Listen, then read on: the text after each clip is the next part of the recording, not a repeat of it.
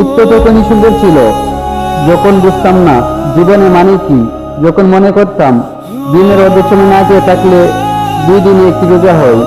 ঈদ তো তখনই সুন্দর ছিল যখন রোজা না রেখে সবার আগে ইফতারি টেবিলে হাজির হতাম আর সবার আগে ইফতারি খাওয়া শুরু করতাম।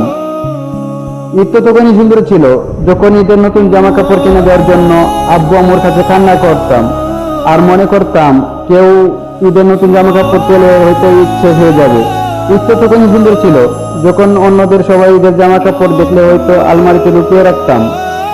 ঈদ তো তখনই সুন্দর ছিল যখন ঈদের দিন সবার পা ধরে সালাম করতাম আর সালামের জন্য দাঁড়িয়ে থাকতাম।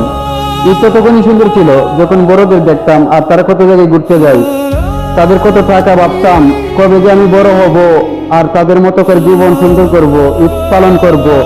হ্যাঁ, আজ আমি বড় হয়েছি, পকেট ভর্তি আজ অনেক টাকা। ঈদ তো আজ ঠিকই আছে কিন্তু হারিয়ে গেছে ছোটবেলার কাটানো দিনের সেই মুহূর্তগুলা।